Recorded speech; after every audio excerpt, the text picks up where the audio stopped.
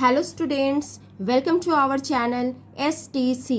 आज जो हम लोग चैप्टर डिस्कस करने वाले हैं वो है जनन स्वास्थ्य, रिप्रोडक्टिव हेल्थ। इस चैप्टर में आज हम लोग वो सारे क्वेश्चंस के बारे में डिस्कस करेंगे जो एग्ज़ाम में अक्सर पूछे जाते हैं या ऑब्जेक्टिव क्वेश्चन जो हर अक्सर बिहार बोर्ड जो है वो रिपीट करती है या CBSE बोर्ड भी रिपीट करती है। तो आज हम उन जितने भी क्वेश्चंस हैं सबके बारे में हम लोग डिस्कस करेंगे। तो सबसे पहले जो सबसे मोस्ट इम्पॉर्टेंट क्वेश्चन जो अक्सर 5 मार्क्स में क्वेश्चन पूछे जाते हैं वो है जनसंख्या वृद्धि रोकने के उपाय। कौन कौन से उपाय करेंगे जिससे जनसंख्या वृद्धि यानी जो जनसंख्या बहुत तेज़ी से वृद्धि होते जा रही है उसको कैसे रोका जा सकता है। तो कुछ इसके मेजर्स हैं, कुछ मेथड्स हैं जो अपनाकर हम जनसंख्या वृद्धि को रोकने में हम कारगर कर सकते हैं। तो सबसे पहला है एजुकेशन यानी शिक्षा। अगर हम सभी बच्चों को शिक्षित करें, छोटे परिवार के बारे में बताएं कि छोटा परिवार सुखी परिवार। अगर कोई परिवार छोटा होगा तो उसकी गरीबी, उसकी बेरोजगारी स्वतः खत्म हो जाएगी। तो अगर कोई परिवार छोटा परिवार अपनाता है, ज़्यादा बच्चे को जन्म नहीं देता है, तो वो स्वतः सुखी भी हो जाएगा और इस तरीके से जनसंख्या वृद्धि रोकने में भी ये एक कारगर मेथड के रूप में काम करेगा। शिक्षा का प्रसार, बहुत सारे शैक्षिक संस्थान हैं जो ये काम कर सकते हैं, या मास मीडिया है जैसे टीवी, रेडियो, अखबार, ये सब के माध्यम से भी शिक्षा का प्रसार यानी कि जनसंख्या वृद्धि रोकने के उपाय के बारे में बताया जा सकता है। परिवार नियोजन कार्यक्रम के बारे में बताया जा सकता है। परिवार नियोजन कार्यक्रम 1951 यानी 1951 ईस्वी में भारतीय सरकार के द्वारा लाई गई थी। सो स्टूडेंट्स, छोटे परिवार का लाभ बताकर जनसंख्या वृद्धि रोका जा सकता है। अब जो सेकेंड हमारा पॉइंट है, बाय इंक्रीजिंग मैरिजेबल एज यानी विवाह की उम्र बढ़ाकर। अब ये गवर्नमेंट ने ऑलरेडी विवाह का उम्र जो है वो कर दिया है। गर्ल्स के लिए 18 ईयर्स एंड बॉयज़ के लिए 21 ईयर्स। तो विवाह की उम्र बढ़ाने से इसके क्या एडवांटेज हैं? तो इसके एडवांटेज हैं कि गर्ल्स या बॉयज़ ज़्यादा उम्र होने पर यानी 18 और 21 ईयर्स के जब हो जाते हैं तो वो परिपक्व हो जाते हैं, सही और गलत का पहचान कर पाते हैं, और वैसे वैवाहिक जोड़े मानसिक रूप से परिपक्व होते हैं तो स्वस्थ बच्चे को भी जन्म देते हैं। हमारा नेक्स्ट पॉइंट है प्रोत्साहन देकर यानी इंसेंटिव्स के द्वारा भी हम स्मॉल फैमिलीज़ को प्रोत्साहित कर सकते हैं। जो छोटी फैमिली है जिसके घर में एक बच्चे हैं या एक बच्ची है, वो छोटा परिवार को गवर्नमेंट जो है अवार्ड देकर भी ऐसे लोगों को प्रोत्साहित कर सकती है, और जब ये प्रोत्साहित हो जाएंगे तो आगे उनको देखकर भी लोग भी प्रोत्साहित होंगे और स्मॉल फैमिलीज़ को ऑप्ट करेंगे। अब नेक्स्ट पॉइंट है हमारा use of contraceptives, very important. गर्भ निरोधक का उपयोग करके परिवार को कम किया जा सकता है यानी जनसंख्या वृद्धि रोका जा सकता है। अब इसमें बहुत सारे गर्भ निरोधक टूल्स हैं जिसका उपयोग किया जा सकता है। तो सबसे पहले हम लोग जो डिस्कस कर लेते हैं वो है गर्भ निरोधक गोलियां, वेरी इंपॉर्टेंट है। गर्भ निरोधक गोलियां यानी ओरल कॉन्ट्रासेप्टिव पिल्स के कुछ एग्जाम्पल्स हैं माला डी, माला एन एंड सहेली। ये गर्भ निरोधक गोलियां लेने की विधि होती है first day of menstrual cycle to 21st day of menstrual cycle, यानी रज चक्र के पहले दिन से इसको लेना आरंभ करते हैं और 21वें दिन तक लेते हैं। 22वें दिन से इसको छोड़ देते हैं और 22वें दिन से 28वें दिन के बीच में रज चक्र फिर से जब आ जाती है तो फिर से ये गोली लेना प्रारंभ कर देते हैं। इस तरीके से आपको याद रखना होगा कि कितने दिनों पर लेना है। The first day to 21st day ये लेने की विधि है। और कौन कौन सी गोलियां हैं? माला डी, माला एन एंड सहेली। सहेली ओरल कॉन्ट्रासेप्टिव पिल्स जो है वो सेंट्रल ड्रग रिसर्च इंस्टीट्यूट के द्वारा बनाई गई है। ये भी क्वेश्चंस आते हैं किसके द्वारा बनाई गई है, तो सेंट्रल ड्रग रिसर्च इंस्टीट्यूट जो कि लखनऊ में है उसके द्वारा बनाई गई है।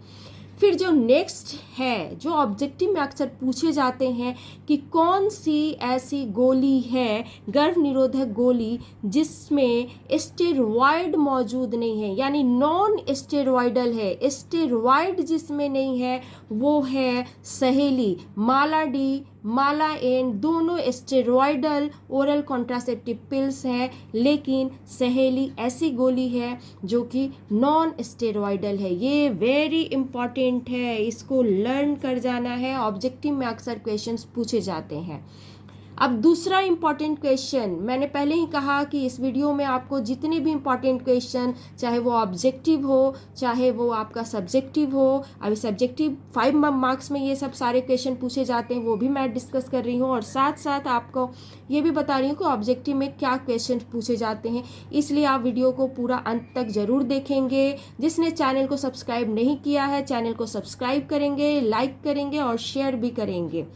ओके, नेक्स्ट जो हम लोग को जानना है वो है कॉम्बिनेशन। आखिर सहेली या जितने भी ओरल कॉन्ट्रासेप्टिव पिल्स होते हैं उनमें कॉम्बिनेशन क्या है, किस चीज़ की बनी होती है जिसकी वजह से ये गर्भ निरोध का काम करती है, तो इसका कॉम्बिनेशन है प्रोजेस्टोजेन। याद रखना है, प्रोजेस्टोजेन एंड एस्ट्रोजेन, यानी ये हार्मोनल गोली है जो कि खाने पर ये हार्मोन रिलीज करती हैं, प्रोजेस्टोजेन और एस्ट्रोजेन। वेरी इंपॉर्टेंट, इसको आप ऐसे अदरवाइज नहीं लेंगे, इसको याद करना है। एंड फंक्शन आखिर क्या करती है, ये भी बहुत इंपॉर्टेंट है। फंक्शन क्या करती है, ये अंडोत्सर्जन यानी ओव्यूलेशन को प्रिवेंट करती है, ओव्यूलेशन अंडोत्सर्जन को रोकती है। अगर फिर भी किसी तरीके से गोली लेते हुए भी अगर फर्टिलाइजेशन यानी निषेचन की प्रक्रिया हो जाती है तो ये आरोपण यानी जो भ्रूण यूट्रस में जाकर गर्भाशय की दीवार से जाकर आरोपित हो जाता है, उस भ्रूण को वो आरोपित होने नहीं देती, यानी यूट्रस की दीवार से लगने नहीं देती। तो अंडोत्सर्जन और आरोपण को रोकती है, दोनों याद करना है। और आप तो ये जानते होंगे कि अंडोत्सर्जन जो है, जो 3rd चैप्टर में हमने डिस्कस कर लिया है। अगर आपने 3rd चैप्टर यानी मानव जनन नहीं देखा है तो वो भी वीडियो आप देख सकते हैं। अंडोत्सर्जन की प्रक्रिया 14वें दिन यानी रज चक्र के 14वें दिन होती है, और ये अंडोत्सर्जन की प्रक्रिया को प्रोजेस्टेजॉन और एस्ट्रोजेन दोनों रोकती है। इसलिए ये सहेली या माला डी, माला एन जो भी है उसके ये कॉम्बिनेशंस हैं। अब जो नेक्स्ट है हम लोग उसके बारे में डिस्कस कर लेते हैं, इंट्रा यूटेराइन डिवाइसेस, अंतःगर्भाशय युक्ति। अंतःगर्भाशय युक्ति यह एक ऐसी युक्ति है जो डॉक्टर के द्वारा यूट्रस में लगाई जाती है। अब इसके कुछ एग्जाम्पल्स हैं, ये भी बहुत इंपॉर्टेंट है, जो अक्सर क्वेश्चन पूछे जाते हैं, चाहे नीट हो, सीबीएसई का एग्ज़ाम हो या बिहार बोर्ड। अब इसके कौन कौन से एग्जाम्पल्स हैं उसको देख लेते हैं। लिप्स लूप, लिप्स लूप में क्या क्वेश्चन पूछे जाते हैं आपको ऑब्जेक्टिव में, इनमें से कौन नॉन मेडिकेटेड IUDs है, यानी कौन इनमें से चिकित्सीय IUDs है, तो नॉन चिकित्सीय कौन है, तो lips loop. Next copper T है, कॉपर 7, मल्टीलोड 375, ये सारे कॉपर रिलीजिंग, यहाँ मैंने मेंशन कर दिया है, कॉपर रिलीजिंग है, कॉपर रिलीजिंग IUDs हैं, I intra U uterine and devices. I hope आपको आप समझ गए होंगे IUDs का मीनिंग। IUDs यानी अंतर्गर्भाशय युक्ति है, ये कॉपर रिलीज करने वाले हैं, और यही कॉपर क्या करती है कि शुक्राणु की गति यानी स्पर्म मोटिलिटी कम कर देती है। तो ये कॉपर आयन रिलीज करते हैं, copper ion Cu2+ ion release करते हैं, जिससे स्पर्म की मोटिलिटी यानी गति कम हो जाती है और स्पर्म में निषेचन करने की क्षमता कम हो जाती है। नेक्स्ट है प्रोजेस्टार्ट एंड LNG20, प्रोजेस्टार्ट एंड LNG-20। ये भी क्वेश्चन पूछे जाते हैं कि इनमें से हार्मोन रिलीजिंग IUDs कौन है। तो अभी जो हमने लिप्स लूप पढ़ा वो हार्मोन नहीं रिलीज करती है, वो तो नॉन मेडिकेटेड है। CUT, copper T, copper 7, Multiload 375 ये कॉपर रिलीजिंग यानी कॉपर रिलीज करती है। और प्रोजेस्टाट और LNG-20 ये हार्मोन रिलीज करती हैं। और इसके एग्जाम्पल्स आपको सारे याद करने हैं कि कौन कौन से हार्मोन रिलीजिंग IUDs है। अब आखिर ये फंक्शन क्या करती हैं, जितनी भी इंट्रायूटेराइन डिवाइसेस हैं क्या कार्य करती हैं। तो अभी जस्ट मैंने आपको बताया कि ये जो कॉपर आयंस हैं ये स्पर्म की मोटिलिटी यानी गति और उसकी निषेचन क्षमता को कम कर देती है। अब आते हैं हम लोग हार्मोन रिलीजिंग IUDs। अभी मैंने कहा कॉपर रिलीजिंग, कॉपर जो रिलीज करती है उसका फंक्शन स्पर्म मोटिलिटी कम कर देना। अब जो हार्मोन रिलीजिंग IUDs है वो क्या करती है कि यूट्रस को यानी गर्भाशय की दीवार को इम्प्लांटेशन यानी आरोपण से बचाती है, यानी उसको गर्भाशय की दीवार को वो एकदम अनसुटेबल बना देती है, एकदम ऐसा बना देती है ताकि आरोपण हो ही नहीं सके। तो hormone releasing IUDs make uterus unsuitable for implantation, यानी यूट्रस को आरोपण से बचाती है। यानी अगर फर्टिलाइजेशन हो भी जाए, निषेचन हो भी जाए तो जो भ्रूण है वो आरोपित नहीं हो पाएगा, क्योंकि जो गर्भाशय है गर्भाशय रेडी नहीं है वो आरोपित होने के लिए, भ्रूण को पालने के लिए। तो इस तरीके से हम अनचाहे गर्भ से भी मुक्ति पा सकते हैं और इस प्रकार से हम जनसंख्या बढ़ाने से भी हम बच सकते हैं। नेक्स्ट बर्थ कंट्रोल मेजर्स है सर्जिकल मेथड यानी कि शल्य चिकित्सा के द्वारा। ये एक परमानेंट मेथड है, permanent method of birth control. अब इस मेथड में क्या किया जाता है कि या तो नर में ये शल्य चिकित्सा होगी या तो कोई स्त्री में। अब अगर नर में यानी कि मेल में अगर नसबंदी होती है, इसे नसबंदी भी कहते हैं। अगर मेल में नसबंदी होती है तो इसको वैसेक्टोमी कहते हैं। अगर किसी स्त्री की नसबंदी है तो उसे ट्यूबेक्टोमी कहते हैं, स्त्री नसबंदी। अब वैसेक्टोमी में जो शुक्र वाहिनी होती है, जो शुक्र वाहिकी होती है, उसे ही काट दिया जाता है और काट कर उसकी सिलाई कर दी जाती है। और ट्यूबेक्टोमी में अंडवाहिनी काटा जाता है और फिर उसकी सिलाई कर दी जाती है। इससे शुक्राणु अंडाणु को निषेचित नहीं कर पाते हैं और जिसकी वजह से फर्टिलाइजेशन नहीं होने की वजह से कोई गर्भधारण नहीं होता है और ये एक permanent method of birth control है। अब नेक्स्ट मेथड को डिस्कस कर लेते हैं, MTP। इसका फुल फॉर्म है मेडिकल टर्मिनेशन ऑफ प्रेगनेंसी, अर्थात चिकित्सीय सगर्भता समापन। इसमें क्या किया जाता है कि गर्भावस्था पूर्ण होने से पहले यानी पूरा 9 मंथ होने से पहले 3 या 4 महीने में ही गर्भ को चिकित्सीय विधि के द्वारा या डॉक्टर जांच करते हैं उस भ्रूण का। अगर भ्रूण में कोई गड़बड़ी हो गई, कोई अनुवांशिक लक्षण दिखाई दे रहा है कि कोई बीमारी है उस भ्रूण को, तो माता पिता उस भ्रूण को नष्ट करवा देते हैं। 3-4 महीने के अंदर ही उस भ्रूण का गर्भपात करवा दिया जाता है। इसे ही हम चिकित्सीय सगर्भता समापन कहते हैं, यानी मेडिकल टर्मिनेशन ऑफ प्रेगनेंसी। इस विधि द्वारा अनचाहे गर्भ से भी मुक्ति मिलती है। तो इस प्रकार आपने देखा ये जो 6 पॉइंट तक हम लोगों ने डिस्कस किया है, और भी बहुत पॉइंट्स हैं जो कि बहुत ज़्यादा इम्पॉर्टेंट नहीं है। इस वीडियो में मैंने पहले ही कहा कि आपको इम्पॉर्टेंट पॉइंट्स बताए जाएंगे जो आपके एग्जामिनेशन पॉइंट ऑफ व्यू से बहुत ज़्यादा इम्पॉर्टेंट है। तो बर्थ कंट्रोल मेजर्स तो आपको एक तैयार कर लेना है, और साथ साथ इसमें जितने भी मेजर्स हैं जो मैंने डिस्कस किया है उसमें उसके सारे मेजर्स में ऑब्जेक्टिव बनते हैं जो मैंने डिस्कस किया है इस वीडियो में। अब जो हमारा नेक्स्ट टॉपिक है जो कि ये भी बहुत इम्पॉर्टेंट है वो है असिस्टेड रिप्रोडक्टिव टेक्नोलॉजी, ART, यानी सहायक जनन प्रौद्योगिकियाँ। अब ये सहायक जनन प्रौद्योगिकी है क्या, तो सबसे पहले हम लोग जानेंगे कि जो दंपति बंध्यता के विकार से ग्रसित हैं, बंध्यता हो गई है, जो बच्चे जन्म नहीं दे पा रहे हैं, 10 साल शादी के हो गए फिर भी बच्चे को जन्म नहीं दे पा रहे हैं, तो ये टेक्नोलॉजी, इस टेक्नोलॉजी के माध्यम से वो अपने इस विकार को दूर कर सकते हैं। ये टेक्नोलॉजी बहुत ही यूजफुल है, जो आजकल चारों तरफ आपको देखने को मिलेगा, जिससे ये बंध्यता के विकार को दूर किया जा सकता है। तो सबसे पहली जो टेक्नोलॉजी है वो है पात्र निषेचन, इन विट्रो फर्टिलाइजेशन। दोनों टर्म को आपको लर्न करने हैं।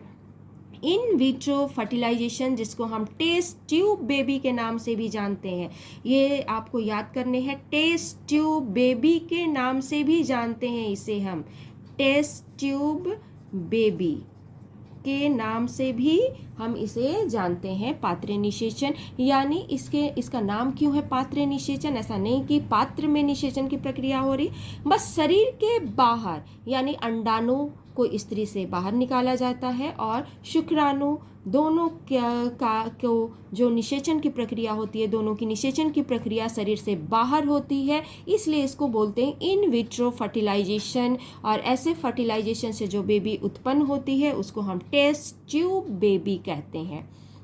अब जो सबसे इम्पॉर्टेंट क्वेश्चन जो आपको अक्सर पूछे जाते हैं, 5 मार्क्स में क्वेश्चन जो पूछे जाते हैं वो जिफ्ट, 5 मार्क्स में क्वेश्चन पूछ दिए जाते हैं कि जिफ्ट है क्या। तो सबसे पहले तो आप इसका फुल फॉर्म लिखोगे कि जिफ्ट क्या है। Zygote intra fallopian transfer, zygote intra fallopian transfer ये एक पात्र निषेचन है, यानी कि शरीर के बाहर ही निषेचन की प्रक्रिया हो रही है। तो आप जैसा जानते हो कि निषेचन की प्रक्रिया जब नर और मादा युग्मक आपस में मिलते हैं तो निषेचन की प्रक्रिया होती है, उसके फलस्वरूप जाइगोट बनता है। अगर जैसे मैं यहाँ आपको एक्सप्लेन कर रही हूँ, अगर ये नर युग्मक है और ये है मादा युग्मक, दोनों युग्मक के मिलने से क्या बन रहा है? जाइगोट। जाइगोट यानी युग्मनज बन रहा है। और जब इस युग्मनज को अंडवाहिनी में आरोपित कर दिया जाता है, जब इस युग्मनज को अंडवाहिनी में आरोपित कर दिया जाता है, या जब ये विभाजित होकर 8 कोशिका वाली संरचना बना देती है, जब ये विभाजित होकर 8 कोशिका वाली संरचना बना देती है, तब इसको हम ब्लास्टोमियर कहते हैं। या तो जाइगोट को डायरेक्ट अंडवाहिनी में आरोपित कर दिया जाए, डाल दिया जाए, या ब्लास्टोमियर यानी कि जाइगोट जब विभाजित होना शुरू होगा समसूत्री विभाजन द्वारा, तो ब्लास्टोमियर 8 कोशिका होनी चाहिए और तब इसका आरोपण अंडवाहिनी में कर दिया जाता है, यानी कि अंडवाहिनी में इसे डाल दिया जाता है। तब इस प्रक्रिया को, इस प्रोसेस को हम जिफ्ट बोलते हैं। याद रखना है, ये एक पात्र निषेचन है जिसमें शरीर से बाहर फर्टिलाइजेशन यानी निषेचन की प्रक्रिया हो रही है। निषेचन के फलस्वरूप जाइगोट का निर्माण हो रहा है और इस जाइगोट को या तो अंडवाहिनी में डायरेक्ट डाल दी जा रही है, नहीं तो वो विभाजित होकर 8 ब्लास्टोमियर जब बनाती है तो इस ब्लास्टोमियर को अंडवाहिनी में डाली जाती है। तब इस प्रक्रिया को हम जिफ्ट बोलते हैं। जिफ्ट याद रखना है, इस प्रक्रिया को हम जिफ्ट बोलते हैं। ये क्वेश्चन आपके 5 मार्क्स में क्वेश्चन पूछे जाते हैं। अब दूसरी बात, इंट्रा यूटेराइन ट्रांसफर यानी IUT भी होती है। ये सब पात्र निषेचन यानी इन विट्रो फर्टिलाइजेशन में हो रही है। जब अभी तो हमने देखा कि 8 ब्लास्टोमियर या जाइगोट को हम डायरेक्ट अंडवाहिनी में डाल दे रहे हैं। अगर ऐसा भी हो सकता है ना कि 8 ब्लास्टोमियर से जब ज़्यादा भ्रूण, 8 ब्लास्टोमियर से ज़्यादा हो गया, 8 से 16, 16 से 32, जब 32 अवस्था में भ्रूण को गर्भाशय में, यहाँ अंडवाहिनी नहीं, जब 32 या 32 से ज़्यादा तो खैर नहीं होता है, 32 तक, 8 से ज़्यादा 16, 16 से 32 तक के भ्रूण को जब गर्भाशय में आरोपित, यहाँ अंडवाहिनी में नहीं गर्भाशय में आरोपित किया जाएगा, तो ऐसी तकनीक को, ऐसे पात्र निषेचन को हम इंट्रा यूटेराइन ट्रांसफर कहते हैं। आई होप आपका जो भी डाउट्स होगा वो क्लियर हो गया होगा। मैंने जितना क्वेश्चन बन सकते थे मैंने सारा बता दिया है आपको।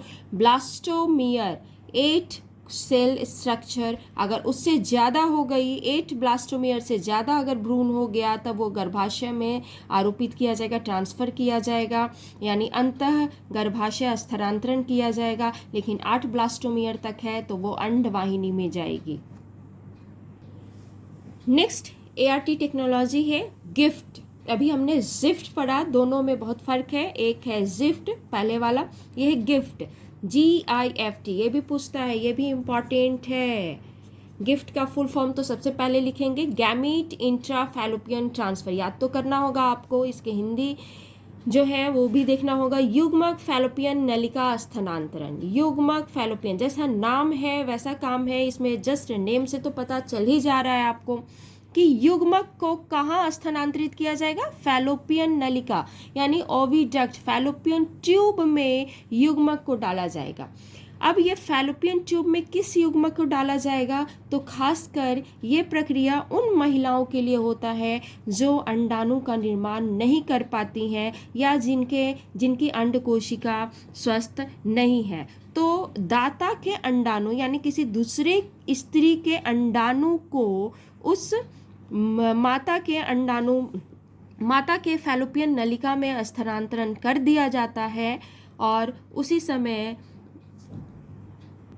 शुक्राणु को भी फैलोपियन नलिका में स्थानांतरित कर दिया जाता है, जिससे निषेचन की प्रक्रिया शरीर के अंदर प्राकृतिक रूप से संपन्न होती है। तो याद रखना है, गिफ्ट में निषेचन की प्रक्रिया शरीर के अंदर होती है, लेकिन जिफ्ट ZIFT में निषेचन की प्रक्रिया शरीर के बाहर होती है।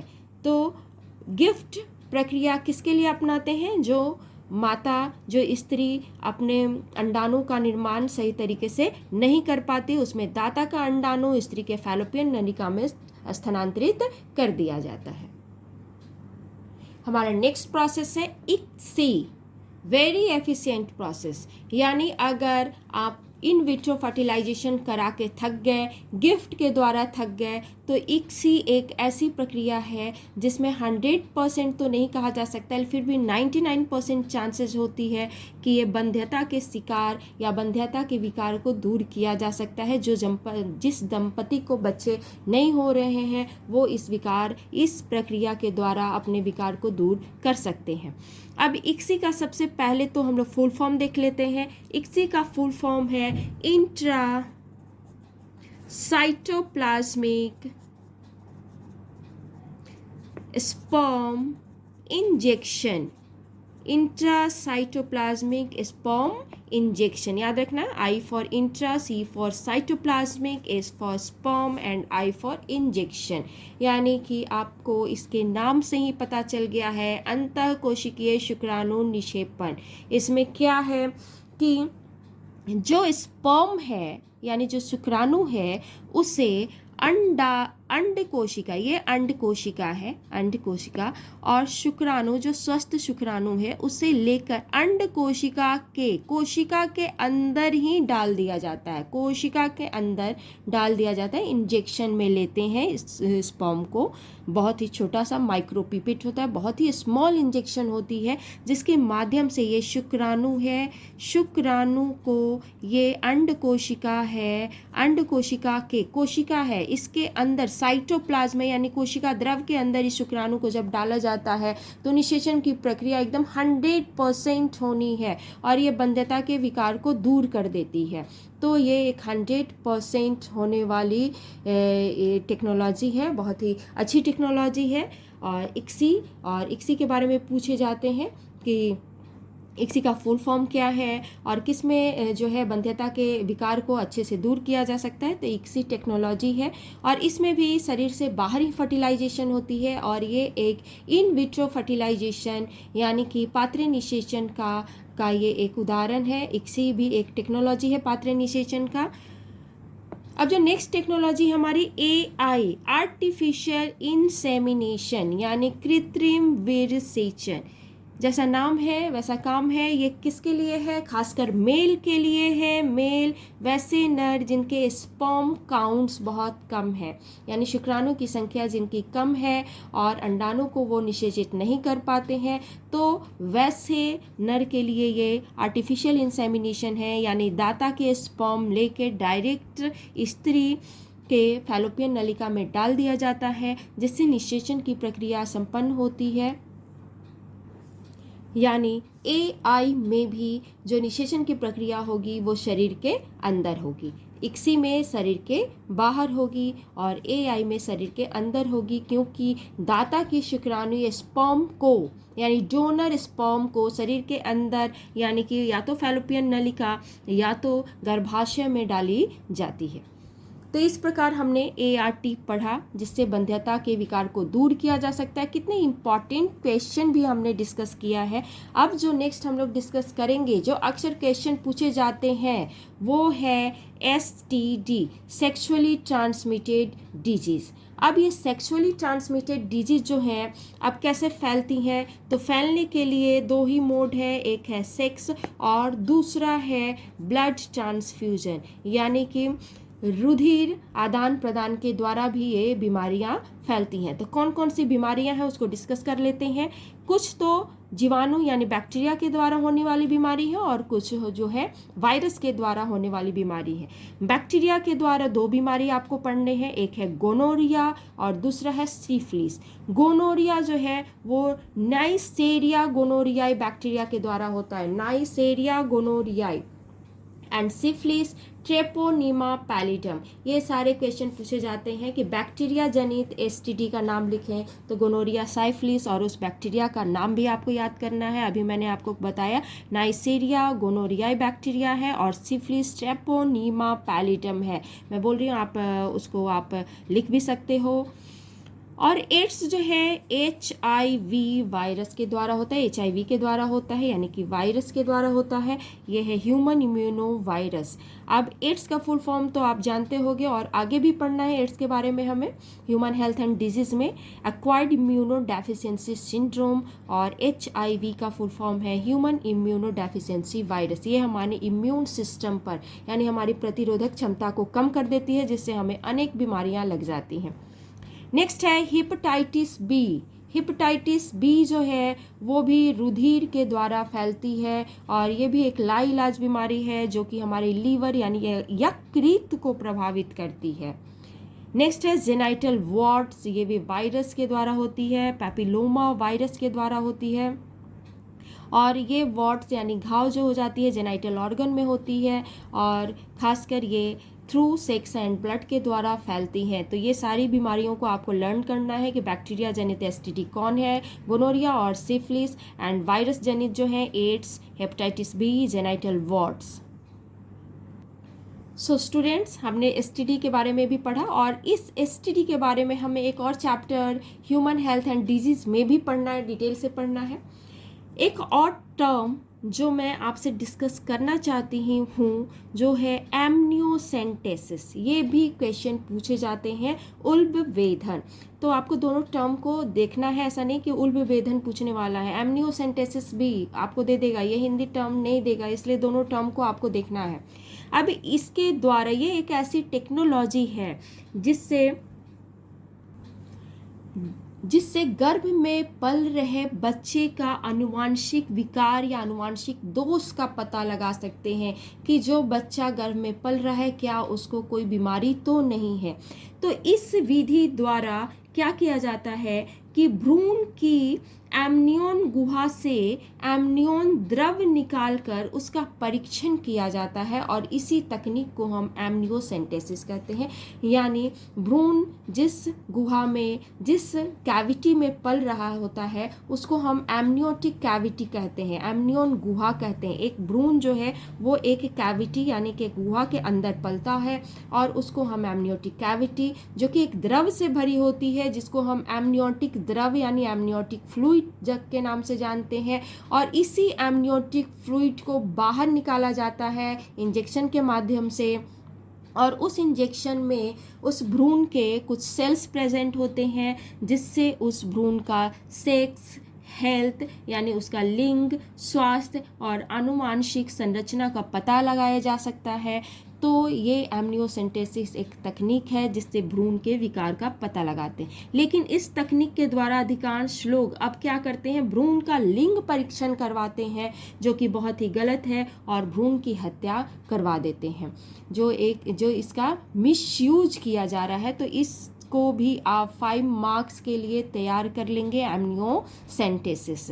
सो स्टूडेंट्स, आपको ये वीडियो कैसा लगा? आप लाइक्स और सब्सक्राइब अगर नहीं किया है तो ज़रूर करेंगे, कमेंट बॉक्स में कमेंट भी करेंगे।